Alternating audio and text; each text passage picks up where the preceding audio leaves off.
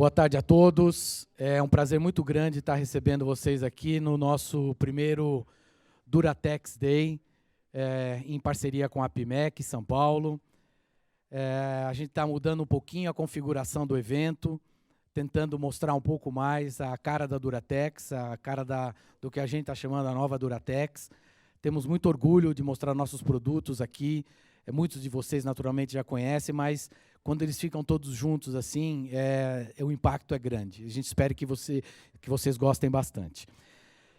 Comigo aqui no evento, nós temos a presença do senhor Harold Tal, presidente do Conselho da APIMEC São Paulo. Presidente do Conselho da APIMEC São Paulo. Antônio Joaquim, CEO da Duratex. Marcelo Iso, o head da operação de louças, metais e chuveiros elétricos. Henrique Marcondes, responsável pela nossa operação de madeira. E Menegon, ele é o responsável pela área de revestimentos cerâmicos da Duratex. Nós vamos partilhar a apresentação. Eu vou fazer uma breve introdução, falando um pouco dos resultados como um todo. Vocês já devem ter visto os resultados, mas, de qualquer forma, é sempre bom colocar em contexto. Falando um pouco aqui do resultado do primeiro... Vou sentar para ficar mais fácil. A gente combinou de um jeito, vou fazer conforme combinado. Falando um pouquinho dos resultados do terceiro trimestre, infelizmente, o mercado ainda não está performando como a gente gostaria. Mesmo assim, a gente já notou em alguns segmentos, em especial na nossa operação da DECA, um movimento mais positivo, principalmente em relação ao segundo trimestre do que a comparação com o ano anterior. Como vocês podem ver, a gente tem um aumento de receita significativo. É importante fazer um destaque aqui para que esse aumento de receita ele tem como ponto fundamental a incorporação da Secrisa dentro do nosso resultado, para os meses de agosto e setembro.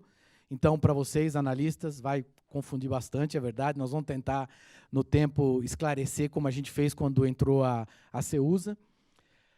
Temos assim, uma satisfação grande de ver a evolução do EBITDA, batendo aí em torno de 12,2%, o que mostra um caminho correto, apesar de a gente, como eu comentei, ainda estar com volumes abaixo do que a gente esperava.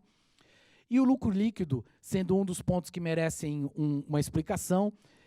O ano passado existiram alguns eventos extraordinários, principalmente na área de madeira, relativos à reavaliação de ativo biológico, isso estava detalhado no resultado, mas os 30 milhões desse trimestre têm um impacto em torno de 20 milhões, relativos basicamente à reestruturação da dívida da Secrisa. A gente já incorporou a dívida, eu vou comentar um pouquinho mais na frente para vocês entenderem do que nós estamos falando, mas nós estamos acelerando bastante a renegociação da dívida da Secrisa com o objetivo de trazer para o patamar de custo da Duratex. Falando um pouquinho de caixa, talvez esse seja o destaque mais importante do trimestre, a gente nota uma geração de caixa já bem mais positiva do que a gente vem apresentando nos últimos trimestres. O destaque aqui, além da consistência do EBITDA, com certeza, a geração de caixa através do capital de giro.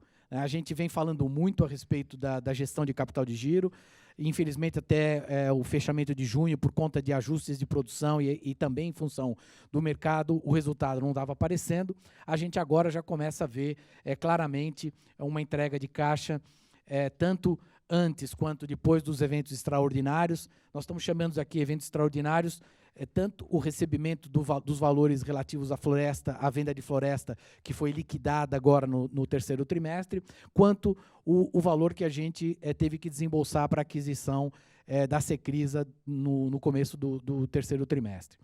O que, para a gente, é um motivo de bastante satisfação, porque esse é um trabalho de longo prazo. Vocês vão ver na próxima página, quando a gente fala da gestão de capital de giro, aqui nós fizemos um zoom comparando trimestre contra trimestre para ficar mais clara a evolução no curto prazo. Notem que a gente já começa a ter um empenho de capital de giro menor em estoque, já quase 10 dias a menos de estoque comparado com o segundo trimestre, o que mostra, de fato, que estruturalmente a gente está trabalhando no capital de giro para fazer, vamos dizer, isso ser um outro patamar para a nossa organização. Com relação a destaques de investimento, o ponto de reflexão aqui é com relação ao patamar do OPEX florestal. Depois de todos os ajustes na nossa estrutura florestal, é natural a gente ter um CAPEX ou um OPEX florestal menor, e isso está se refletindo já no terceiro trimestre, e deve ser o patamar que a gente vai começar a operar daqui para frente. E no caso de manutenção e projetos, a gente nota aí, sim, o evento duplicação da fábrica da Ceusa, desculpa, que tá impactando esses 67 milhões de reais, e nós estamos quase na conclusão do projeto. Para falar a verdade, o Menegon vai entrar um pouco mais em detalhes com relação ao início da operação. Outro ponto de destaque, em decorrência da gestão de caixa e de resultado, a gente tem o controle, né, e a gestão da nossa dívida. Nós estamos mantendo um nível de alavancagem de 2,5, mesmo com todos esses eventos aí acontecendo em paralelo, a dívida mantendo um patamar, a dívida líquida mantendo um patamar fixo, destaques aí de valor, a entrada de quase 400 milhões relativos à venda das nossas terras para a Suzano, e o desembolso que a gente fez para a Secrisa, 250 milhões, e a incorporação da dívida da Secrisa em torno de 440 milhões de reais. O trabalho que vem sendo feito já há algum tempo, a gente vem comentando isso nas apresentações trimestrais, nós já conseguimos mexer no prazo médio da nossa dívida, que era, no final do ano passado, em torno de 2 anos, para 3,7 anos, agora, no fechamento do trimestre de 2019, apenas 30% da nossa dívida está no curto prazo até o final do ano que vem, o que mostra, além de um custo bastante razoável, considerando linhas de até 7 anos, que são as últimas emissões que a gente fez, um patamar de custo bastante positivo. Então, essa é a visão geral de resultado, geração de caixa e alavancagem da Duratex. Eu vou passar, então, a palavra agora para o Marcondes, que ele vai falar um pouco sobre a operação da madeira. Ok, boa tarde. Queria começar falando da madeira. Você passa para cá?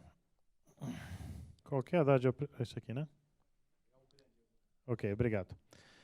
Começar falando, o mercado, conforme a Haddad comentou, ele veio em 2019 mais apertado, mais difícil, em especial na madeira, com os novos entrantes, a gente vem sofrendo bastante a competição. Isso tem trazido um impacto tanto para volume, que a gente pode perceber um volume um pouco menor do que o ano passado, comparando o mesmo período, assim como a receita líquida, né? Agora, é válido considerar que na receita líquida, além dessa briga por volume, tem a questão do mix entre aquilo que é painel e florestal. A parte de painéis, quando a gente começa a olhar a receita média unitária, vem crescendo da ordem de 6,2. Então, a gente está conseguindo fazer um upscale aí, crescer um pouco melhor o mix. A gente tem um mix um pouco mais rico, está conseguindo vender um produto de um pouco mais valor agregado. E a política comercial começa a trazer um pouco desse retorno também. Então, quando vocês forem ver o EBITDA, a margem EBITDA, até o terceiro trimestre de 2018, a gente vinha na ordem de 17%. Esse terceiro trimestre, a gente está na ordem de 20,4%. Ano passado, a gente sofreu muito com preço versus o custo. O custo estava bastante sofrido, a gente teve aumento de dólar. Esse ano, a gente está com os custos bem mais controlados. Então, acho que vale a pena reforçar essa questão dessa gestão, desse equilíbrio de CPV sobre ROL, dos custos, quanto está trazendo esses 3,4 pontos percentuais acima na margem EBITDA. Falando um pouquinho das ações, o que a gente fez comparado ao ano passado. O ano passado foi um ano bastante complexo, a gente começa a viver um pouco melhor disso aqui. A gente começou com a venda da operação de chapa de fibra no início do ano passado, fez toda essa transição ao longo do ano. Depois a gente anunciou a venda da primeira tranche de Suzano, ou seja, a gente começou a diminuir nosso parque florestal. A gente retomou a operação de Itapetininga, tanto MDF, MDP. Ano passado a gente veio sofrendo um pouco mais numa operação flex. Esse ano a gente já está com essa operação full. Em junho a gente anunciou a joint venture com a Lenzing, né, a parte de celulose. Em julho a segunda tranche das terras para Suzano. Em novembro a gente tomou a decisão de paralisar Botucatu. Quando a gente foi olhar a vocação das fábricas vis-à-vis mercado, ficou claro que o Botucatu não tinha a competitividade em custos que a gente precisava versus o mercado. E esse ano a gente encerrou definitivamente a venda da unidade de Botucatu e das terras. Quando a gente começar a olhar um pouco da agenda da madeira, que fica muito clara essa estratégia comercial focada em diferenciação. Por essa briga de preço pelos novos entrantes, MDF está falando de um mercado aí da ordem de 350 mil cúbicos mês, com 80 mil a mais de capacidade, é natural que vai ter uma briga dos novos entrantes aí para o produto de entrada. Então a gente vem um trabalho forte de diferenciação. Dessas duas coleções, a Vivar, que a gente lançou ano passado, e a Plural desse ano, a gente já tem 1/3 daquilo que a gente vende de produtos nobres vindo dessas coleções. Então a gente vem lançando produtos diferenciados para conseguir se destacar disso do mercado. A inteligência competitiva tem ajudado bastante a gente entender a nossa competitividade por polo. Então eu sei claramente em cada um dos polos quem chega com menor custo caixa e quais são as margens para a gente conseguir negociar. Isso vem trazendo também bastante racionalidade nesse processo. A disciplina na execução comercial também vem ajudando a gente a trazer mais racionalidade para as decisões. Esses 3 pontos percentuais que a gente está mostrando aí de aumento de EBITDA é muito fruto desse trabalho de formiguinha. Agora, a gente continua tendo um volume importante e grande, então a gente precisa cada vez mais estar focado na eficiência em custos, né? Toda a parte de frete, toda a parte de eficiência operacional, a gente está bastante atento a isso também. Com essas alterações todas que a gente fez de venda de floresta, de venda de fábrica, a gente promoveu uma adequação bastante interessante dos ativos e está tendo uma melhora no EVA de uma forma bastante interessante aí. Esse é um principal resumo aí. Vou passar para o Marcelo falar um pouco de Deca, né?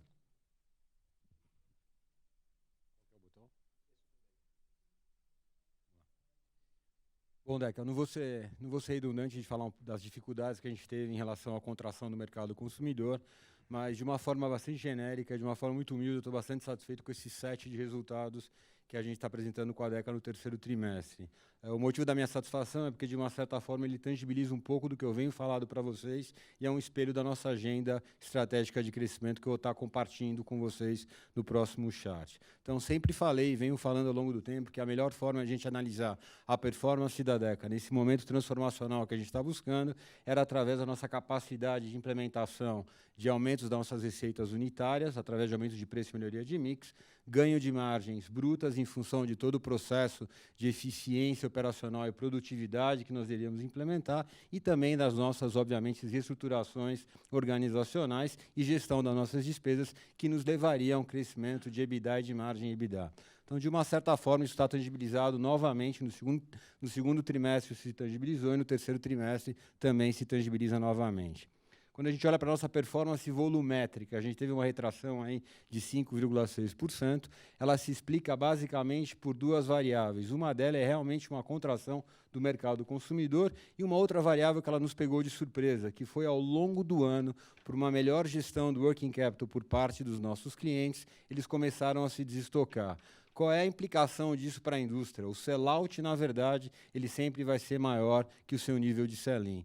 Então, a gente tem uma caracterização, nossas estimativas desses 5,6, que nos impactou os nossos volumes. 2,5 vem pela retração de consumo e o restante vem do destock, do que eu chamo de deloading, ou seja, uma redução do nível de inventário por parte dos nossos clientes. Numa premissa onde, através dos nossos cálculos, nós acreditamos que nós estamos parcialmente flat em relação à nossa participação de mercado. Essa nossa queda de volume, quando a gente olha para a nossa composição da receita, ela fica basicamente estanque, um trimestre contra o mesmo trimestre do ano anterior, e ela se dá basicamente pela nossa capacidade de implementação de preço e melhoria de mix, que se tangibilizou por uma melhoria da nossa receita unitária. Essa melhoria da nossa receita unitária, somada aos nossos projetos de eficiência e produtividade, fizeram com que o nosso lucro bruto, mesmo num cenário estanque de receita, crescesse 8%, o que faz com que a nossa margem bruta aí cresça aí de 28 para 30,8, que dá aí os 2,3 pontos percentuais de ganho em relação ao ano anterior. Na margem EBITDA, é exatamente aquilo que eu falei para vocês no começo do meu discurso, onde eu falo sobre a nossa gestão das nossas despesas e todo o trabalho de redesenho organizacional. Então, obviamente, o nosso EBITDA ele cresce aí basicamente 16%. Isso é um espelho do nosso crescimento do EBITDA anualizado já na nossa performance year to date de setembro, que também está em torno de 17%. E, obviamente, reflete o ganho percentual que você tem da margem bruta, dada essa nossa gestão, ela se reflete na nossa margem EBITDA. E como eu disse para vocês, o motivo da satisfação dos resultados que se tangibilizaram, ele se dá porque ele é um espelho da nossa agenda estratégica que eu vou estar compartilhando com vocês agora. Basicamente, aí um ano atrás, nós desenhamos aquilo que nós batizamos de agenda estratégica de crescimento, que ele tinha aí como um fator preponderante para que a gente trabalhasse em função dela, era o nosso propósito, que era soluções para o melhor viver. Dentro disso, de um trabalho bastante, já dividi isso com vários de vocês pessoalmente, mas só questão de dizer novamente, a gente trabalhou de uma forma bastante intensa durante alguns dias para detalhar um cenário onde a gente entendesse quais eram as dificuldades que nós enfrentávamos enquanto organização DECA e criar um futuro preferido. Desse futuro preferido, obviamente, traçar uma reta da onde a gente saía do momento atual para esse momento futuro. E dentro desse percurso, obviamente, estabelecer quais são os projetos que vão nos levar daqui até lá. Então, disso nasceram o que a gente chama dos nossos 6 pilares estratégicos, que passa pela nossa eficiência industrial e logística, por inovação, por inteligência mercadológica em ação, execução comercial com excelência, novas fontes de receitas e, obviamente, o capital humano da nossa organização, que é fundamental para a entrega dessa agenda. Então, obviamente que quando a gente criou essa agência para fazer uma gestão de expectativa do próprio Conselho de Administração da companhia e do próprio Antônio, a gente definiu uma cronologia do que nós iríamos iniciar. Qual era o pilar que, naquele momento, para nós julgávamos ser o mais importante e que poderia tangibilizar os resultados num curto prazo de uma forma muito mais rápida do que a gente poderia esperar. Então, sem dúvida nenhuma, isso é tangibilizado pelo número de projetos que nós temos em cada um dos pilares. Então, sem dúvida nenhuma, o que a gente dizia para a organização é que os primeiros 24 meses dessa agenda, ela estaria muito concentrada, no primeiro momento, na nossa parte de eficiência operacional e logística, passando por execução comercial e passando por inovação. Por que inovação? Porque inovação, na verdade, é algo que você começa a trabalhar agora para que você comece a entregar só daqui a 18, 20 meses. Então, era um processo que nós precisávamos iniciar conjuntamente com todo o nosso pilar de eficiência operacional e logística. Então, só para tangibilizar um pouco no que a gente caminhou ao longo desse último ano, assumindo que nós iniciamos ela em outubro do ano passado, boa parte dos projetos que eu acho relevante tangibilizar para vocês é o que a gente já fez e tangibilizou em eficiência operacional e logística, que passa, obviamente, por uma redução do portfólio. A gente, para quem sabe, no final do ano passado, nós reduzimos 30% do portfólio da DECA, tiramos a complexidade, e essa retirada de complexidade, ela tinha um cunho muito mais operacional do que qualquer outra questão, que nos levou a ter uma melhoria bastante significativa de produtividade, tanto de uma perspectiva de QG, e QG basicamente é o que a gente chama de índice de qualidade geral, que se aplica bastante ao nosso negócio por louças, e também, obviamente, pela minutagem por homem equivalente, que é onde a gente vê a produtividade por si só. Fizemos as transferências, que a gente fala do processo de maximização dos nossos ativos industriais, fechamos a planta de Tubarão, recentemente fechamos São Leopoldo, fizemos a transferência dos ativos sem ter perda de capacidade, tivemos a redução de headcount, maximização de incentivos fiscais em função das mudanças que nós tivemos, iniciamos um processo fundamental, que já mencionado no começo da apresentação pelo Haddad, que é o quanto a gente precisa olhar com foco bastante significativo para a gestão do working capital da organização e o nosso nível de serviço. Alguém me perguntou aí fora como é que estava o nosso lead time, o TIF. Então, obviamente, a gente tem uma melhoria consistente, tanto do nosso on-time in full, como também do nosso lead time para os nossos clientes. Na parte de inovação, uma das coisas que a gente conseguiu tangibilizar, que eu acho que é de fundamental importância, através da implementação de um novo funil de inovação que nós criamos, é um novo processo implementado, a gente conseguiu reduzir o nosso tempo, o nosso time to market de desenvolvimento a lançamento em 4 meses. Isso dá para a gente aí uma segurança de tirar aquela perspectiva negativa que existia, que a gente lançava, mas não podíamos vender porque nós não tínhamos a capacidade produtiva, enfim, um pouco da história que nós tínhamos no passado. Então, a gente tem um pouco mais de segurança de afirmar quando efetivamente nós vamos estar lançando as nossas inovações. A outra, sem dúvida, que para nós foi um grande achado, foi a nossa entrada no mercado de cuba de inox de cozinha, que nós não estávamos presentes nesse mercado. Foi um lançamento muito rápido que fizemos dentro de um conceito novo, onde não necessariamente tudo que a gente lança e faz, nós necessariamente precisamos produzir. Então, é aquele conceito de asset light, né? A gente encontrou um parceiro que, obviamente, dada a fortaleza da marca que nós temos, que é a Deca, que talvez seja um dos maiores ativos que nós temos na organização, nos permitisse ter alguém que colocasse a nossa marca num produto onde entrega todas as qualidades necessárias que uma marca como Deca exige. E iniciamos o trabalho de execução comercial bastante fragmentado, mas muito intenso, sobre a questão do redesenho da nossa política comercial. Isso é algo que demora uns 8 meses de trabalho. A gente está na fase final de criação da governança e dos processos, porque isso vai se dar para aquilo que todos vocês conhecem, que é uma gestão um revenue management na sua gestão mais holística possível. Fizemos uma reestruturação, ou para falar a verdade, uma estruturação da área de trade marketing, e um ponto fundamental foi a integração da Hydra com a Deca. Então, integramos o back-office, integramos a força de vendas e, obviamente, com isso tivemos captura de sinergias. Então, esse é um pouco do snapshot do que a gente fez ao longo desse último ano e que, de uma certa forma, são os projetos que estão efetivamente tangibilizando esses resultados que eu julgo ser positivos e que espelham um pouco dessa nossa agenda estratégica de 5 anos.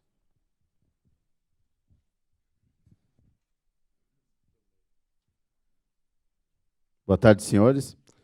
Vamos falar agora dos destaques do revestimento cerâmicos.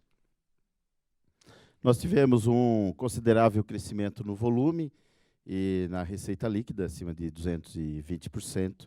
O volume a 4.930.000 metros quadrados e a receita líquida 155 para 178 milhões, muito em função da consolidação dos resultados da Secrisa nos meses de agosto e setembro. Quando nós vamos para o EBITDA recorrente, nós temos de 14 para 32 milhões, com uma margem EBITDA de 17,9%, 0,9% abaixo, em linha com o trimestre anterior, 0,9% abaixo. Isso é fato relevante por 2 ações fortes que nós tivemos na empresa. A primeira dela, na operação das linhas 3 e 4 das unidades de Uruçanga Ceusa, nós fizemos o planejamento para a entrada de operação, nós temos o planejamento para a entrada de operação do projeto Expansão, é uma linha que eleva a nossa capacidade produtiva das unidades de Uruçanga de 6 para 11 milhões de metros quadrados, e uma linha focada em grandes formatos. Nós fizemos o lançamento desses grandes formatos na Feira Revestir, porém, a produção deles nas atuais linhas de produção tem um custo industrial 40% maior. A boa notícia, que alegrou a muitos na empresa, a venda foi 3 vezes superior à expectativa. A má notícia é que ela corrói um pouco o nosso resultado. Então, esse foi um ponto. O segundo foi o encerramento, né, a integração e os reflexos com a Secrisa. E nós fizemos também, nesse período, várias ações. A ação mais forte na busca da captura de sinergia foi o encerramento da unidade de Santa Luzia, em Minas Gerais, antes planejada para 2020, nós vimos que o resultado dela era negativo, o resultado operacional, então antecipamos de uma forma acelerada o encerramento dessas atividades. A utilização da capacidade nas nossas indústrias está em 97%, é uma utilização bastante alta comparado ao mercado, que ele vem operando com a taxa de 76% de ocupação. Eu vou falar um pouco sobre a integração e sinergia das marcas, das empresas, até então empresas Ceusa e Secrisa, e das marcas Secrisa e Portinari. Falar um pouco das características de cada marca para vocês entenderem melhor como é que vai funcionar o nosso processo de integração e sinergia. Desculpa. Então, quem é a Ceusa? A Ceusa é uma empresa focada em criatividade, design maximalista, uma empresa que tem seus produtos muito coloridos, cores intensas. Ela é muito reportada à moda, criatividades, e tem diferenciais exclusivos. Nós somos a única empresa, a marca Ceusa é a única empresa do Brasil que consegue produzir em monotom e monocalibre. Ou seja, as cerâmicas, geralmente, a cada partida de produção tem que carimbar um novo tom, no mesmo produto, se torna o mesmo lote. A Ceusa, por um diferencial de processo, consegue sempre produzir o mesmo tom e o mesmo tamanho, então monotom e monocalibre. Com isso, conferindo ao produto também, sendo a única empresa do Brasil junta seca. O nosso foco, que é um grande diferencial de processo. Com isso, nós temos um projeto, e o projeto que é um foco no processo, para 2022 estarmos produzindo 100% de qualidade extra. Outra característica do setor, em torno de 10% da produção ela é em segunda qualidade. Como nós trabalhamos com produto high-end, o deságio do preço do produto de segunda qualidade ele é muito grande, em torno de 70%. E como nós vamos fazer isso? Através dos investimentos da indústria 4.0 que nós fizemos nesse período, com a implantação do sistema ICEP-SGM nas unidades industriais de Uruçanga. O ICEP é o controle 100% da produção e controle estatístico de processo via mobile, ele é 100% digital.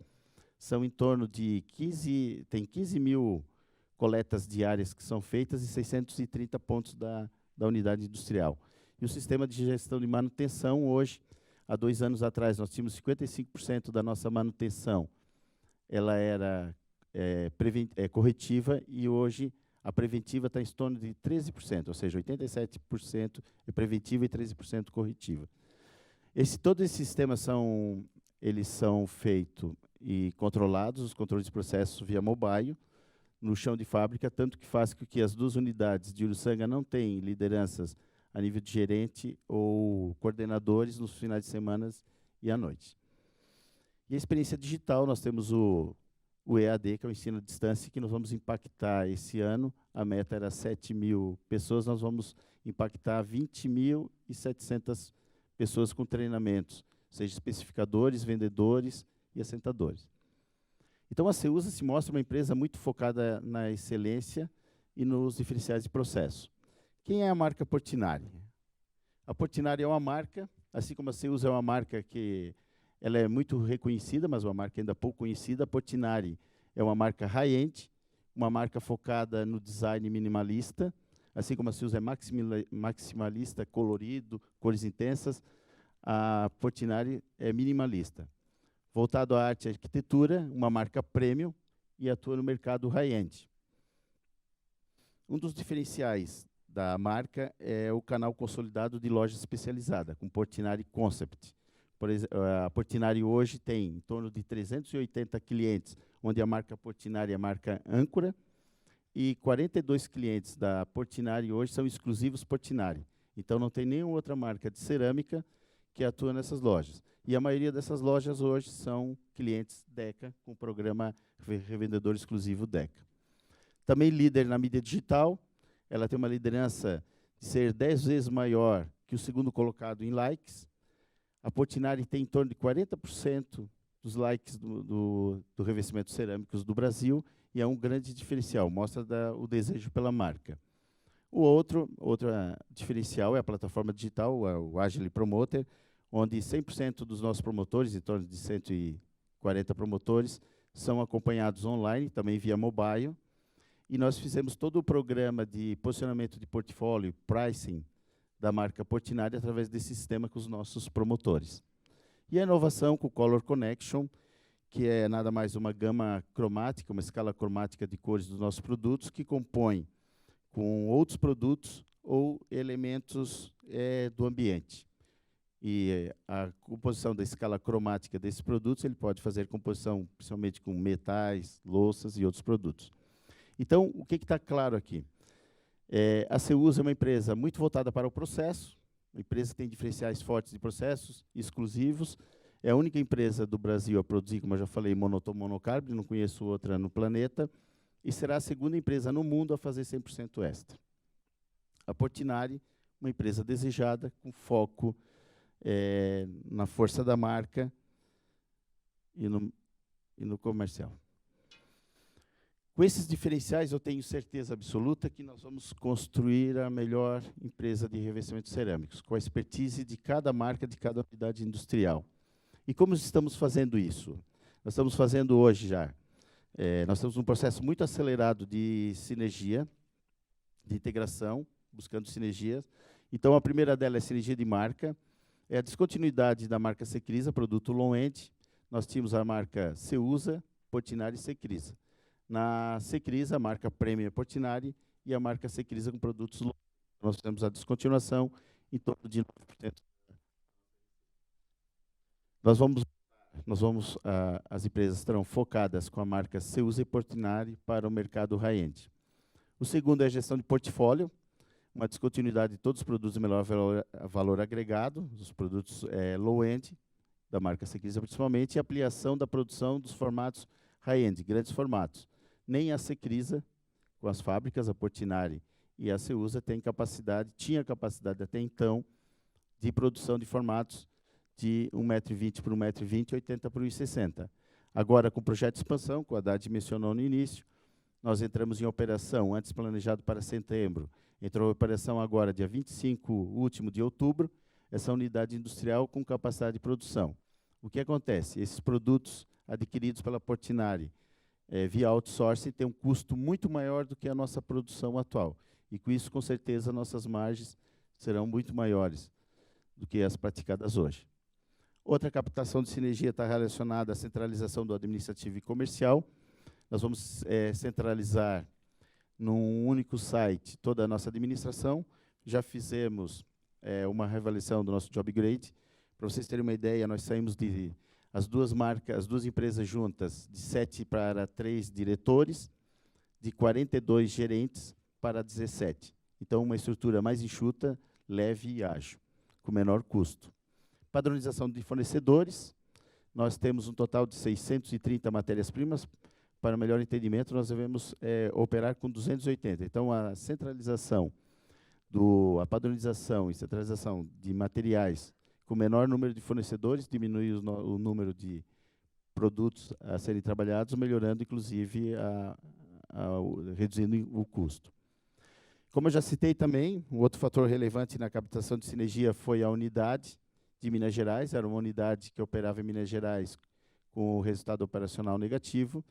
O projeto era um encerramento em 12 meses e nós, num período menor que 60 dias, encerramos totalmente essa atividade, dessa unidade.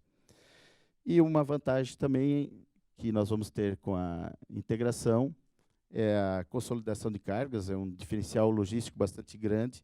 Nós temos ainda em operação 5 CDs, um em Minas Gerais, um em São Paulo operando com grandes formatos por conta do outsourcing, e esses produtos serão produzidos internamente agora, e 3 CDs no Sul. Nós vamos reduzir para 2 CDs. E a otimização nos processos industriais. Nós temos, são 16 fornos em 4 plantas no Sul, e vários fornos produzindo mesmos formatos e fornos diferentes. Então, com a união das unidades industriais, nós vamos procurar a otimização do processo, produzindo produtos com menor lucro bruto por minuto em cada forno, ou seja, cada forno vai estar dedicado a um tipo de produto e uma tipologia. E o projeto de expansão, que é a indústria que entrou em operação agora, será, com certeza, a única indústria no mercado nacional 4.0 de verdade, pois todos os controles e processos, eles são controles feitos de uma maneira digital. A fábrica toda é operada com robôs de alto nível de modernização tecnológica. Para vocês terem uma ideia, a unidade industrial com 32 mil metros de área construída opera com 18 pessoas por turno. Então, é uma fábrica de altíssima produtividade, baixos custos e alto valor agregado. A fábrica é dedicada a grandes formatos, e isso faz com que ela se torne uma das poucas no Brasil a ter capacidade de produzir 1,20 m por 1,20 m até placas de 80 por 1,60 m. E toda essa experiência do digital que nós temos nos processos e na unidade de Uruçanga, nós vamos transferir, obviamente, para as outras unidades de Criciúma. Com a expansão, o projeto de expansão entrando em operação, a nossa capacidade antes de 6 milhões de metros quadrados, e a aquisição da Secrisa com 20 milhões, e agora o projeto de expansão 5, nós vamos passar de uma capacidade de produção de 6 para 31 milhões de metros quadrados ano. Eu tenho certeza absoluta que, com os conhecimentos que nós temos hoje nos processos das unidades que operavam com a marca Ceusa e com o diferencial de mercado da Portinari na marca Secrisa, juntando essa força, a força das duas marcas, nós vamos construir, obviamente, a melhor empresa de revestimentos cerâmicos do Brasil. A empresa mais inovadora, com a maior produtividade e, consequentemente, com melhor resultado operacional, entregando os melhores serviços. É isso que eu tenho para passar para vocês. Muito obrigado.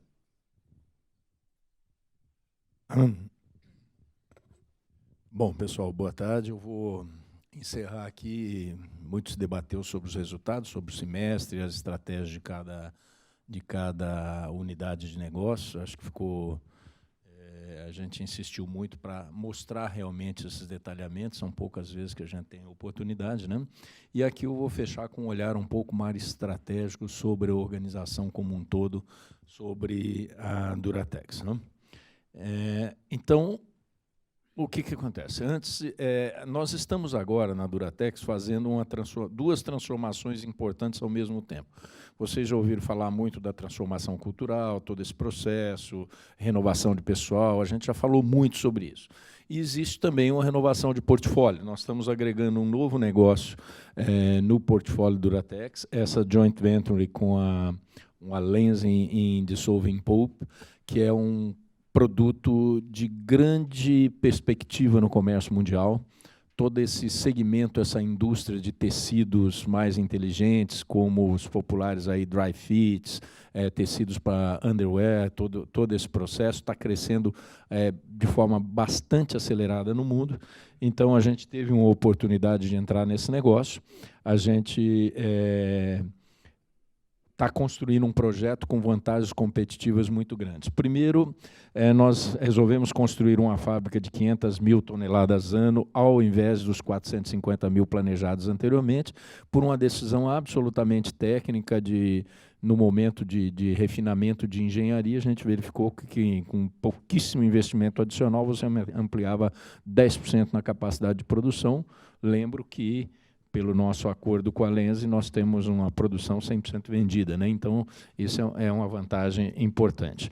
Essa empresa deve ter o menor cash cost do mundo no setor, do mundo inteiro, essa operação. Se não for, se surgir outro muito próximo, mas, enfim, sem dúvida entre os menores. Uma logística absolutamente integrada, uma vez que a unidade industrial está localizada dentro da floresta, e essa é uma das razões desse menor cash cost. Por quê?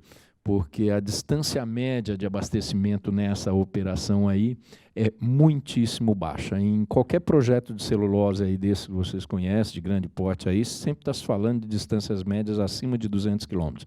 Aqui a gente está trabalhando ao redor aí de 40, 50 quilômetros. No momento de pico de operação dela, ela pode chegar no máximo a 70, ou seja, realmente uma coisa muito importante. Madeira, claro, 100% certificada, uma operação com estándares de sustentabilidade elevadíssimos, que já nasce dessa forma, né? Daquela oportunidade de você fazer a fábrica com o OBZ já desde o início, né? Então, a fábrica é extremamente desenhada, a 4 mãos, muito bem projetada. Essa joint venture, o investimento industrial, a fábrica é ao redor de 1,2 bilhões de dólares, a gente está falando aí em torno de 5 a 5,2 bilhões de reais. Essa estrutura acionária, a Lenzing é a controladora com 51% e a Duratex com 49%. A Lenzing, já falamos, é uma líder global nessa produção desse tipo de fibra, e o produto 100% destinado a ela, com um contrato de garantia de compra de 100% da produção de mais de 25 anos. Então, realmente um negócio bastante bem estruturado, tá? A cadeia produtiva de celulose solúvel é curioso, né? Então, você passa a floresta, transforma em cavaco, celulose, fibra, vai para as fábricas da Lenzing na Europa, onde ele vira um fio especial e tem aplicações em medicina, não tecidos, em tecidos, onde é o maior projeto. As expectativas, como eu disse, de crescimento disso são muito impactantes. Todas as consultorias especializadas, porque isso daí compete, no caso do vestimento, das roupas e dos tecidos, com as fibras de algodão. E o algodão padece dessa questão toda de ocupação muito mais intensiva de água, de áreas, e as características dos tecidos especiais. Cada vez você tem roupas, principalmente na geração mais jovem, roupas com tecidos muito mais interessantes, como Modal, Tencel, que são hoje dominados, são inclusive marcas da Lenzing, né? Como eu falei, nós temos um bloco único de 44 mil hectares de floresta e a fábrica dentro. Okay? Falando uma visão assim, muito rápida sobre o portfólio de Duratex, algum de vocês, um analista aí de mercado, em algum momento falou, sem dúvida, não, hoje nós temos uma Duratex transformada, é uma nova companhia. Sim, nós saímos de uma companhia que nós tínhamos 2 negócios, essencialmente madeira e Deca, onde madeira representava, digamos assim, 70% mais ou menos desse portfólio, para um portfólio já de 4 negócios, onde nós temos diferentes níveis de alocação de capital. No caso de celulose, obviamente, a gente considera relativamente baixa a alocação para nós, né? É intensivo em capital, mas é um projeto bastante alavancado, né? E então, para nós, é um investimento baixo, uma vez que, principalmente, a gente entrou, o grande aporte desse investimento para a Duratex, praticamente meio a meio, são as florestas que nós já detínhamos em Minas Gerais, né? Nós temos um potencial de crescimento em alguns negócios, por exemplo, madeira, celulose solúvel, é um potencial de crescimento mais orgânico mesmo, principalmente em madeira. A gente tem, no Brasil, uma dificuldade muito grande de consolidar, porque a gente já tem um market share muito relevante, então não faz parte da nossa estratégia esse movimento. Em Deca, nesse mundo Deca e no mundo de revestimentos cerâmicos, a gente tem as 2 oportunidades. Nós ainda temos oportunidades de crescimento, tanto orgânico quanto inorgânico. Em termos de disciplina de oferta, todo mundo sabe, vem acompanhando, que nós ainda temos um desequilíbrio entre oferta e demanda em madeira. Esse desequilíbrio vem de todo esse período de crise, e a gente teve um movimento de novos entrantes na crise, o que não parecia lógico, mas nem sempre a economia é completamente lógica, né? Então, ele acabou ocorrendo. Em Deca, sempre existe algum risco de novos entrantes estrangeiros, mas a Deca opera com participações de mercado muito relevantes, acima de 40%. Então, realmente a gente está muito bem preparado, e esse risco ele sempre existiu ali, é quase que um modelo teórico, mas ele nunca aconteceu, na verdade, porque é realmente bastante difícil de entrar a operar no Brasil, todos vocês sabem disso. Em revestimento cerâmico é um mercado que a gente está bastante animado, porque ele é muito fragmentado. As maiores empresas do Brasil, entre elas nós, por exemplo, Eliane, Porto Belo, detêm fatias muito pequenas do mercado. A gente tem, inclusive, um share de valor muito maior do que um share de volume, por exemplo, por assim dizer. Então, é um segmento que ainda tem potencial de consolidação, e vocês viram lá que o Menegon mencionou, muito importante, nós estamos nos focando no segmento de high-end.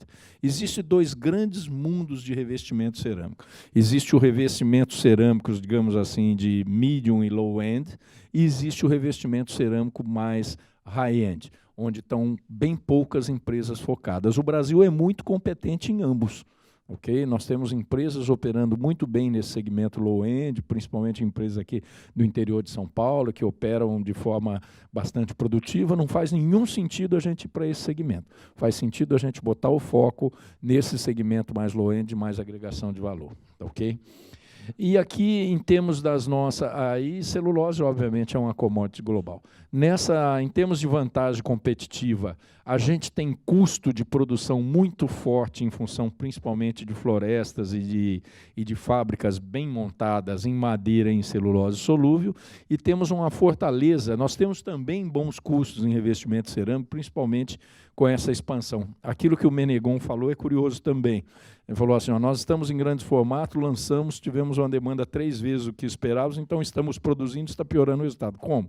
Porque nós estamos produzindo ainda nas linhas antigas que nós temos. Então, no momento que a gente vai para essa nova, esse custo de produção cai drasticamente. Então, esse momento que a gente tem de margens no terceiro quarto de revestimentos cerâmicos um pouco mais deprimido, ele é absolutamente pontual, com a entrada e a especialização das linhas. Já estamos produzindo Portinari nas linhas da Ceusa nas linhas da Portinari, tratando de otimizar isso, então a recuperação das margens usuais será muito rápida. Em termos de vantagem competitiva, grande vantagem ali em marca e design, tanto em revestimento cerâmico e deck, isso é coisa muito difícil, é uma coisa que não é de prateleira. Você não compra, é um trabalho de muitos anos, são marcas muito consolidadas e que ajudam muito no momento comercial, né? E nós temos também, com a entrada de celulose solúvel, um balanço interessante, porque a gente, obviamente, está muito exposto ao mercado interno do Brasil aqui. Se eu pegar madeira, deca, revestimentos cerâmicos, a gente deca um pouco menos, mas madeira está aí entre 15% e 20% de exportação, revestimento cerâmico talvez uns 20%, deca tem 5%, enfim. Mas nós temos lá um negócio totalmente dolarizado, vamos dizer assim, então melhora o equilíbrio, tá, ok? E, por fim, o processo de transformação cultural, que eu não canso de lembrar vocês, gente, começamos lá em 2015. É um processo muito importante, né? Criamos o sistema de gestão Duratex, começamos a trabalhar todo o tempo com orçamento base zero e fomos fazendo a aquisição de ativos, aquisição de Ceusa, Viva Decora, fizemos mais recente a aquisição de Secrisa, evoluindo isso. E para dentro, né, aquilo que a gente olha para fora são esses movimentos. Para dentro, consolidando ativos, sem receio de sair, de vender, de executar oportunidades importantes que a gente teve nesse processo de venda de ativos florestais. São oportunidades, um casamento quase que de sorte com uma oportunidade importante, uma execução rápida, super eficiente, para poder capturar, né? O projeto de celulose solúvel como uma solução ideal para toda a área que nós tínhamos disponível em Minas. E esse processo de expansão da Ceusa, que também o Menegon comentou. Então, vamos viver até 2025 ainda muito de transformação digital, de inovação. Dedicamos uma diretoria específica para tratar de inovação, TI, sustentabilidade, novos negócios, ou seja, nós estamos bastante focados nisso. E tendo uma aproximação, eu tive o prazer de participar semana passada da segunda rodada do nosso Garagem Duratex, acelerando 7 startups, já fizemos com outras 7 anteriormente. Essa aproximação de uma empresa tradicional com a Duratex, com um mercado mais empreendedor, mais dinâmico das startups, para a gente é muito importante. Nós colocamos um número aí para que vocês revejam o significado disso. Renovação cultural impacta em renovação de pessoas. A gente tem hoje um quadro de diretoria, nós trocamos 84% do time. Basta vocês olharem aqui, ó, todos novos, só eu que era da velha guarda, tá ok? Então, nós temos uma operação importante. Esse mix é um mix de cabelo branco com gente nova, é um mix de cultura externa. A Duratex é outra. A Duratex é uma empresa mais dinâmica, mais inclusiva, mais diversa nesse sentido. Ok? Em termos, ainda continuamos muito forte com esse nosso viés de sustentabilidade, desenvolvendo pessoas, tentando ampliar o impacto positivo. A gente está tendo uma experiência interessantíssima em Minas Gerais nesse projeto, que é um projeto de grande impacto social na região. Nós temos municípios que transformam a receita dele em 3, 4 vezes o projeto. São municípios menores. Então, nós estamos aprendendo muito com isso e é um trabalho bastante importante. Veja só, cerca de 10 mil colaboradores a gente já educou para a sustentabilidade. Então, não é só ficar com aquele discurso, é entender como as ações e o modelo de sustentabilidade pode virar receita para a gente. Nós não estamos fazendo sustentabilidade para estar bonitinho no índice, nada disso, não. Nós estamos fazendo isso porque a gente acredita que negócios sustentáveis vão ser negócios de maior geração de valor à frente. Né? E, por fim, terminando, eu gostaria de dizer que nós estamos extremamente focados. Eu falo assim, ó, Eu não estou nada satisfeito com os resultados, mas eu estou bastante satisfeito com o caminho. O caminho que está sendo construído é muito importante. Tá? A gente está muito focado em maximização de valor para os acionistas. Toda a remuneração executiva na Duratex de longo prazo é 100% baseado em EVA, e a remuneração de curto prazo é muito baseada em geração de caixa e EBITDA. Tá, ok? Nós temos um crescimento sustentável, temos planos para 2020, temos uma estratégia de longo prazo consistente, temos coisas nessa estratégia que a gente sabe exatamente o que vai acontecer e coisas que a gente não sabe, mas sabemos o que nós queremos. Então, nós estamos traçando o caminho.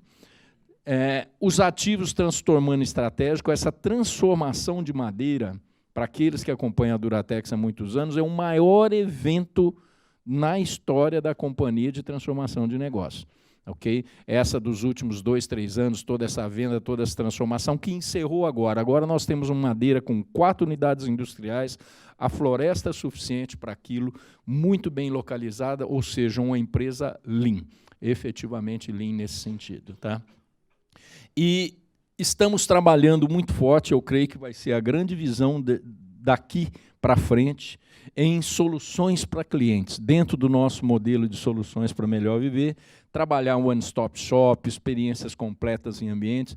Fui muito feliz, aliás, quero parabenizar aqui o nosso pessoal, o time do Guilherme, Natasha, todo o pessoal que organizou aí na frente. A ideia é dar uma visão para vocês das possibilidades que nós temos, uma das únicas empresas no Brasil com a possibilidade de uma oferta de portfólio para a sua casa, para o seu escritório absolutamente completa, da madeira, do piso, digamos, das bancadas, enfim, aí tem uma amostra do que é possível para vocês. Tudo isso, é claro, baseado naqueles pilares da nossa cultura.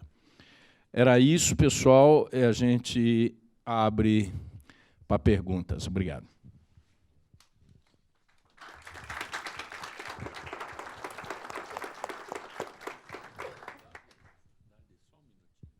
Pois não, desculpa.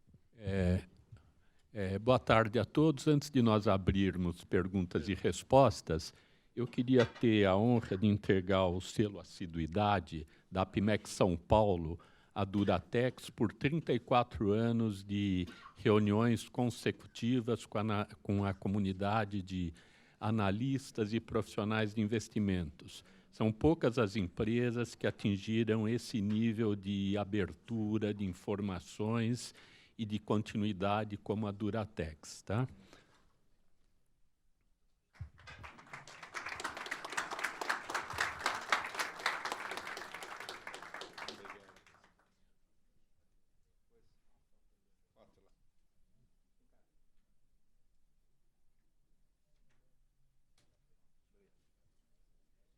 Bem, vou passar a palavra ao Haddad de novo, só lembrando o seguinte, cada participante da reunião deve fazer no máximo 2 perguntas e se identificar antes de fazê-las. Obrigado.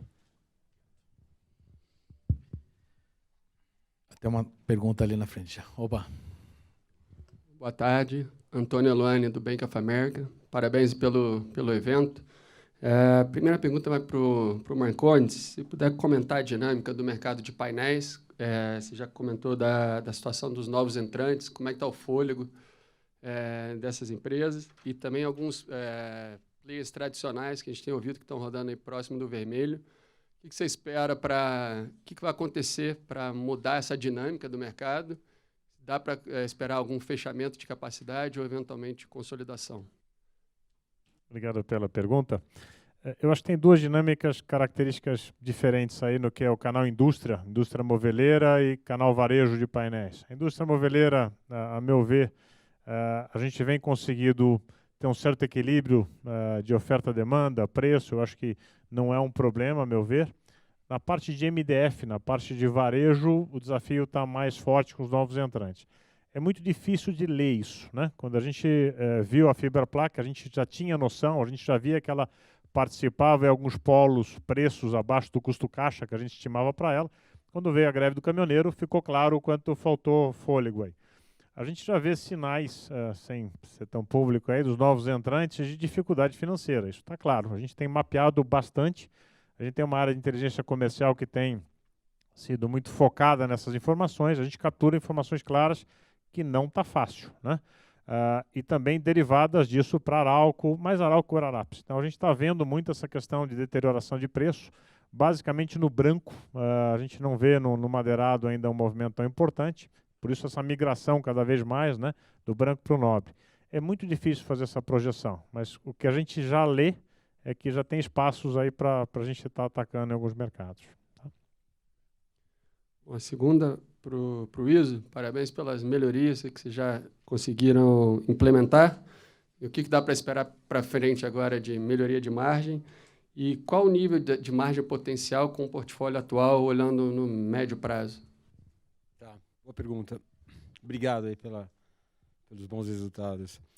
A ideia é que daqui para frente a gente consiga seguir para os próximos trimestres, aí, para o ano que vem, com margens crescentes.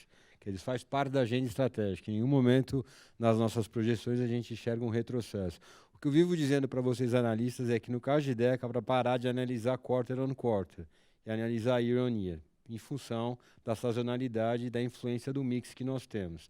Então, essa é a importância. Eu sempre vivo dizendo para vocês, se vocês quiserem validar se a agenda estratégica de grãos da Deca está sendo bem sucedida e bem implementada, são 3 variáveis que vocês precisam consistentemente olhar year on year. Implementação e aumento da receita unitária, se a gente teve a capacidade da utilização da nossa marca forte, dessa posição de liderança, de fazer com que o mercado gere valor através de aumentos de preço. Margem bruta, porque a margem bruta é o que reflete drasticamente toda a nossa melhoria de processos, produtividade e eficiência, e, obviamente, a nossa gestão das nossas despesas físicas através das margens EBITDA. Então, assim, a agenda estratégica, ela foi construída e está sendo tangibilizada com esse propósito. Então, essa é a expectativa que vocês devem ter. Obrigado.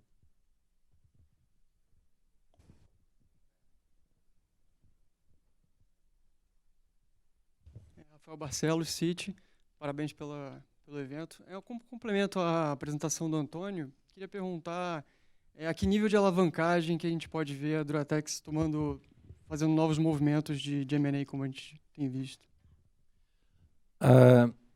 É uma boa pergunta. A Duratex, um dos motivos que a gente está... obviamente, a gente tem um plano de crescimento agressivo, a gente tem metas agressivas, é porque a gente espera uma queda de alavancagem importante em prazo relativamente curto. Né? Nós temos aí já no quarto TRI, vocês vão ver isso, nós temos entradas de novo caixa, de outras coisas, então, na medida, a gente deve trazer essa alavancagem bem para baixo em curto tempo, principalmente ao longo do ano que vem. Então, a empresa tem bom potencial, tem bastante dinheiro no mercado, se a gente tiver bons negócios, a gente tem bom potencial para alavancar. Eu, particularmente, considero, isso aí depende, claro, do nível de custo de capital no mercado, mas uma alavancagem usual, manter uma alavancagem entre 2 e 2,5 numa situação de não expansão normal, é bastante saudável. A gente não deve trazer a alavancagem lá para baixo. Se a gente deixar aí do jeito que vai acontecer, daqui a algum tempo a alavancagem está abaixo de 1 lá, isso não é razoável. Então, manter... Se a gente não tiver projeto, certamente vai pagar dividendos, mas a gente deve manter uma alavancagem nisso. E, considerando uma hipótese de projetos, a gente tem, obviamente, nossos covenants, o nosso combinado, digamos assim, com os controladores, mas eu também não acho que, numa ocasião de projeto, alavancar até 3, 3,5, numa situação de um projeto muito especial, poderia ser perfeitamente possível também. Tá? Nós não temos nenhum plano de curto prazo com relação a isso. No curto prazo, agora, a gente deve assistir uma desalavancagem da companhia e, possivelmente, até pagamento de dividendos, alguma coisa desse tipo. Nós vamos ter que avaliar, entrando o ano, vejo como isso. Né?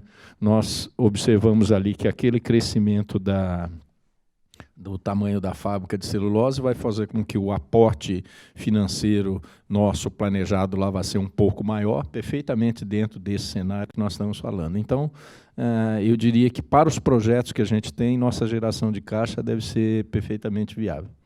Obrigado. E a última, acho que é em Secrisa, que margem a gente pode esperar para o ano que vem? Nós vamos, como nós mostramos, operar com a integração das unidades industriais, buscando redução dos custos com otimização dos processos, e falamos também da integração das equipes de administração e comercial. Então, a tendência de crescimento, obviamente, porque o lucro bruto vai aumentar e nossas despesas operacionais deverão diminuir. Então, tenha paciência que nós estamos muito impacientes na busca desses resultados. O Menegon está sendo cuidadoso, que obviamente não posso te dar a mais do que a gente planeja, mas é aquilo que eu venho falando para vocês, vocês podem perfeitamente esperar. Eu acredito que em 2020 a gente já vai operar nos patamares de margem que a Ceusa tinha anteriormente para toda a operação. Perfeito, obrigado.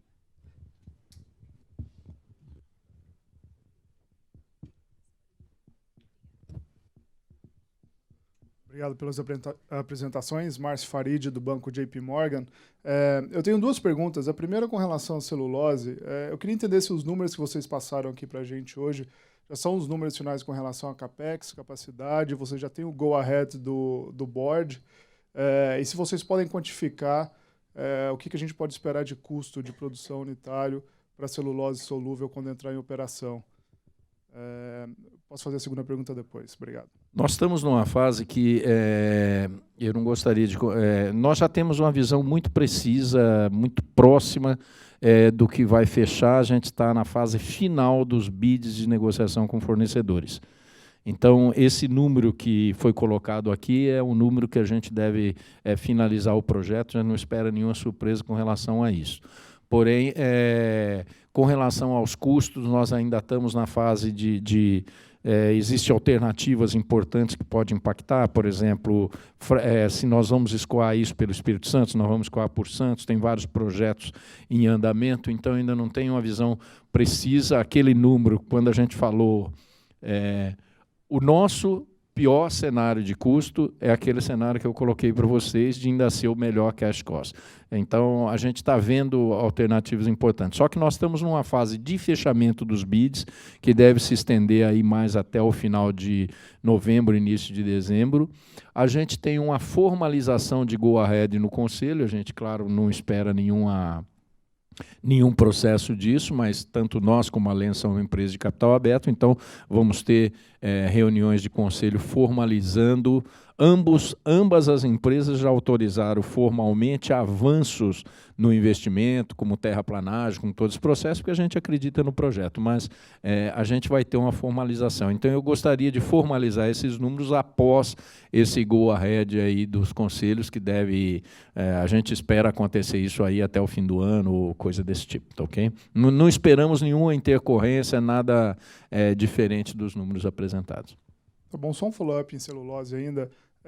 O CAPEX por tonelada parece ser um pouco acima da média que a gente observa na... Onde?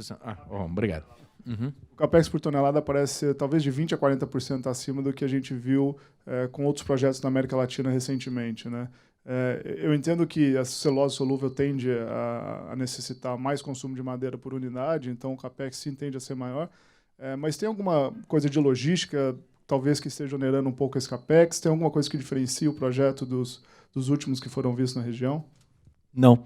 É exatamente isso que você explicou. Todos os projetos que teve na região ultimamente não foram de celulose solúvel, pelo menos eu imagino que você esteja comparando com projetos como o da Fibra, como o da Klabin. Os números são muito diferentes. Nós temos uma relação nós temos duas coisas que diferenciam bastante celulose solúvel. Primeiro, o investimento numa unidade industrial de celulose solúvel é maior do que o investimento numa unidade de celulose comum, porque ela tem algumas etapas de processos complementares. Esse é um primeiro ponto. Segundo, a escala de produção, quando você vê um projeto como o da Fibra no Mato Grosso, ou da Klabin, nós estamos falando aí de 1,5 bilhão, 2 bilhões de toneladas, enquanto você vê aqui uma fábrica que, no primeiro momento, com 500 mil de toneladas, ela é a maior linha do mundo. Okay? Então, as escalas são diferentes, então o custo por tonelada, sem dúvida, é maior em celulose solúvel, por isso que, inclusive, o preço desse produto no mercado é sensivelmente maior que o da celulose comum. Então, está normal, não existe nada... Pelo contrário, como eu falei, a gente espera uma condição de produção a custo muito importante.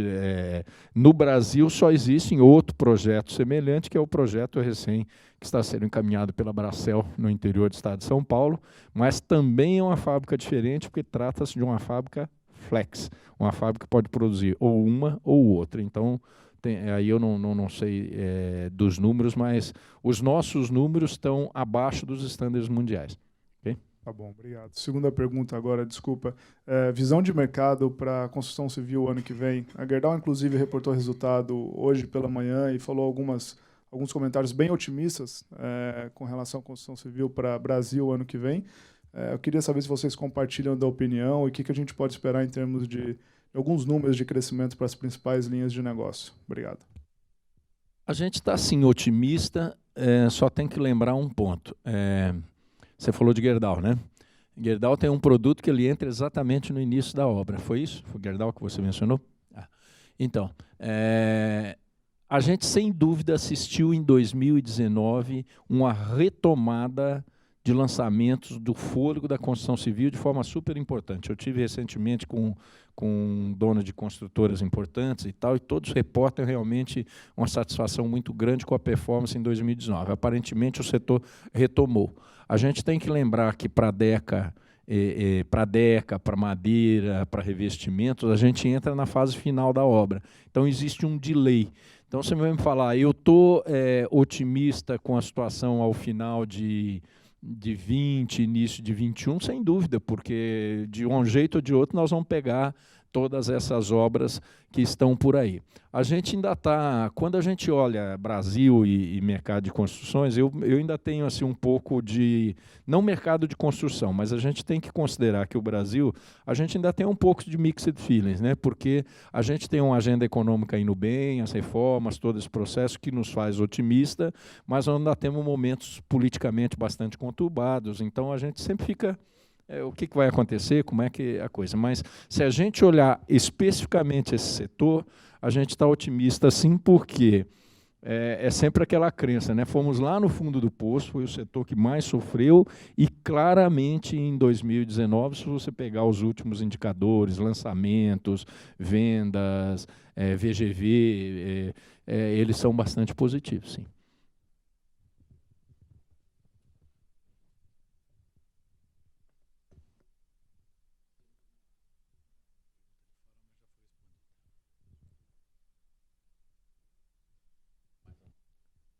Mais alguma pergunta, pessoal?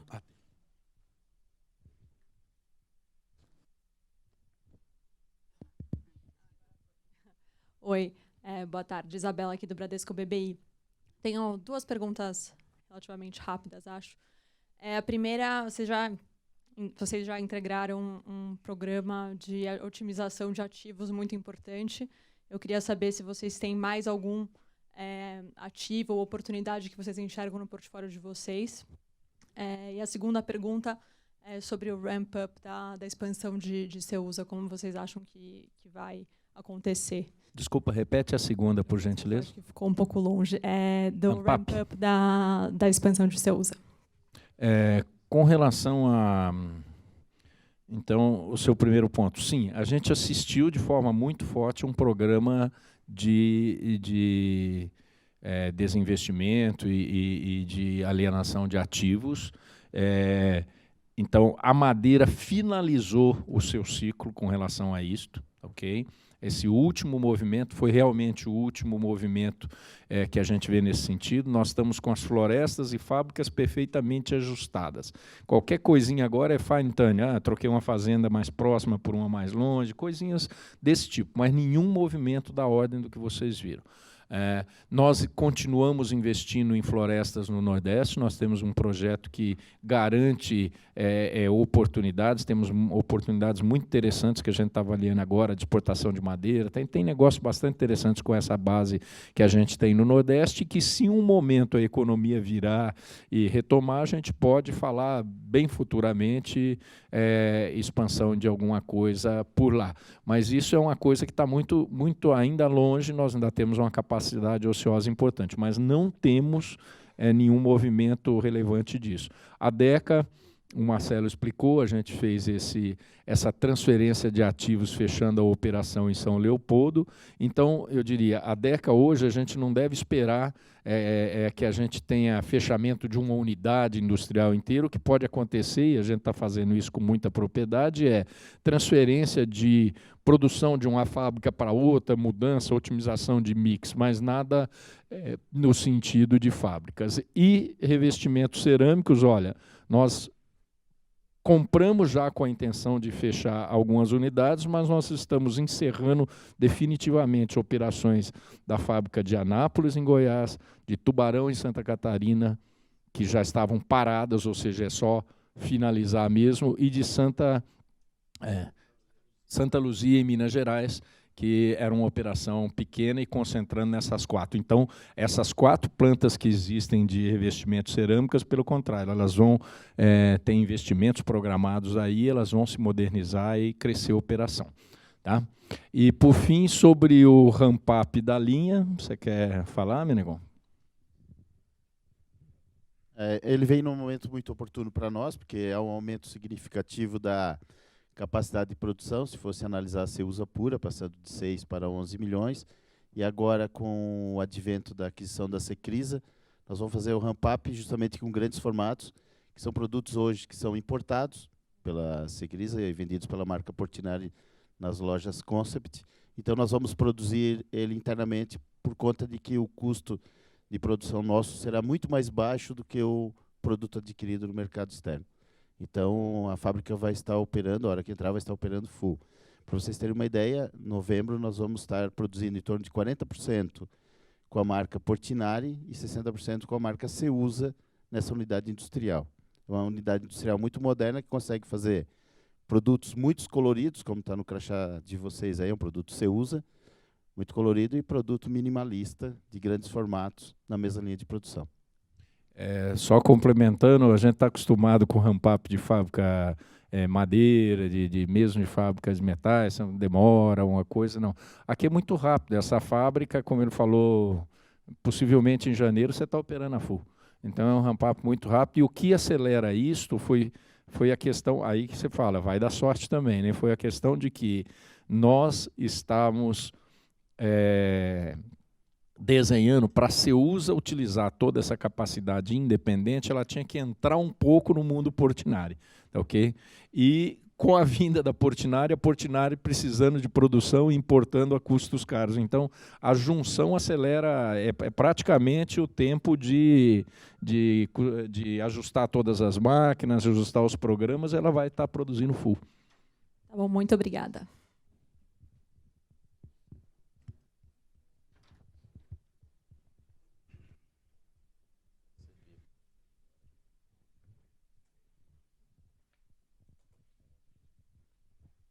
Boa noite, Leonardo Fantin, da CTM Investimentos. Minha primeira pergunta é em relação à integração das equipes de vendas. Você já tem algum consenso em relação a isso? E a segunda pergunta, em relação ao mercado pulverizado aí de revestimentos cerâmicos, se vocês têm mapeado algum player aí que faria sentido fazer algum movimento de aquisição, e se isso aconteceria no curto prazo ou daqui a alguns anos. Nós estamos agora, até o dia 30 de novembro, 15 de novembro, a gente deve ter 100% integrados e formados os times em todos os layers. A gente trabalhou muito forte, nós estamos falando de Ceusa e Secrisa, ok? Nós trabalhamos muito forte na escolha, como eu falei, o Menegão falou, nós tínhamos 7 diretores, viemos para 3, 40 e tantos gerentes, viemos para 16, 17. Ou seja, é um movimento extremamente forte. Claro que é um movimento que impacta na companhia, você tem muitos desligamentos, você tem muitos processos. A gente trabalhou muito forte junto com o RH na escolha e no assessment do time. Não falamos assim, tem que ter tanto Ceusa, não. Quem são os melhores e vamos trabalhar. Escolhemos um diretor geral, que era a Secrisa, a diretoria praticamente toda Portinari, enfim, trabalhamos desta forma. Estamos agora nos dedicando... Oi? Ceusa, desculpa. Estamos nos dedicando agora aos níveis, nós estamos chegando em vendedores, representantes, nós vamos ter uma equipe única vendendo as duas marcas, tá ok? A gente espera estar com isso completado. A data limite é 30 de dezembro, como ninguém quer fazer nenhum ajuste, coisa em Natal, essas coisas, então a gente realmente quer trabalhar isso para o final de novembro. Está indo bastante rápido, mas fazendo de uma forma cuidadosa. A gente tem que... a integração das marcas, o mais difícil não é a ver com pessoas. Ok? Claro que é difícil, tem que ser cuidadoso, mas a gente tem que entender que a gente tem gôndolas, a gente tem espaço num cliente, então a gente tem que trabalhar de forma muito cuidadosa, entendendo a situação em cada cliente. Nós estamos, por exemplo, properizando a operação de promotores que nós tínhamos na Ceusa, que era completamente terceirizado, na Portinari era próprio, na Deca. Então, a gente está uniformizando isso de um modo geral, buscando maior ponto. A sua segunda pergunta, analisar, a gente analisa todo dia, mas a gente acompanha, claro, o mercado, não é nenhuma prioridade, não queremos crescer por crescer, estamos muito satisfeitos com o tamanho da operação, uma operação ao redor de 30 milhões de metros, é perfeitamente tranquilo para a gente. Se ficarmos bastante tempo, o que a gente está focando primeiro é ter uma operação de 30 milhões de metros, com os patamares de margem EBITDA que a gente tinha em Ceusa. Esse é o primeiro foco. Depois, mais à frente, se tiver oportunidades, eu falei, claro que existe oportunidade de consolidação, porque as operações são coisas, mas nós temos concorrentes fortes, grupos que também estão crescendo. Então, a gente acha que a arena de negócios ela tem oportunidades, mas não vamos sair comprando. Eu não preciso de ter 40, 50 mil cubos, por exemplo.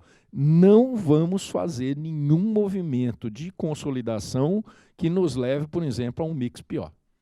Definitivamente não. Não é essa a ideia que leve a margem menor. Nós estamos muito realmente focados nesse aspecto do revenue share. Realmente, nós estamos muito focados nisso aí.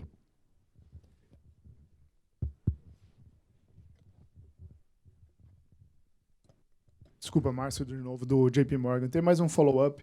Antônio, você comentou sobre disponibilidade de florestas no Nordeste, né? A gente acompanha o mercado de madeira global e sabe do potencial déficit que tem, principalmente na Península Ibérica, Indonésia, China e talvez até Japão. Existe alguma possibilidade de fazer algum movimento de exportação no curto prazo e com baixa necessidade de capex, ou até um movimento mais estrutural, mais agressivo de longo prazo, focado em exportação de madeira com as florestas que estão ociosas hoje? Sim, estamos trabalhando exatamente nisso agora. Então, o que acontece? Nós temos floresta, temos uma oportunidade bastante interessante na região, porque nossa base florestal é toda arrendada, então o CAPEX lá, o investimento é muito baixo. As florestas estão excepcionalmente boas, das melhores florestas que nós temos estão no Nordeste, realmente uma faixa muito privilegiada. Ela não é uma região que permite uma operação em larguíssima escala. Vamos construir uma planta de celulose lá. Não. Não temos lá 150 mil hectares, não temos isso, mas nós estamos aí, sei lá, chegando em 10, 12 mil hectares e a gente tem possibilidade de ir a 20, 30, se for interessante, temos nesse modelo Asset Light, existe essa possibilidade. Nós estamos chegando agora, as primeiras florestas estão chegando em 6 anos, estão prontas, e eu diria que é bastante interessante porque nós temos 2, 3 projetos aí, nós estamos escolhendo, são projetos de baixíssimo CAPEX, que permite gerar, por exemplo, exportar madeira, tudo isso que você falou é verdade, existe uma grande demanda, não existe nenhum problema de colocação dessa madeira. Nós só estamos decidindo o melhor projeto, nós vamos fazer isto, e é um projeto que permite a gente ficar operando ela e ela gerando o seu próprio reinvestimento, todo esse negócio, uma operação lucrativa, é bem interessante, asset light, e permite a qualquer momento que, se a gente resolva eventualmente colocar um empreendimento industrial, você simplesmente interrompe essa operação sem nenhum problema. Então, a gente deve brevemente iniciar uma operação nesse sentido lá. Estamos trabalhando agora para decidir aí pelo fim do ano, alguma coisa assim. Última pergunta, pessoal. A Haddad cortou aqui, falou que se não for, não tem coquetel, não tem nada mais.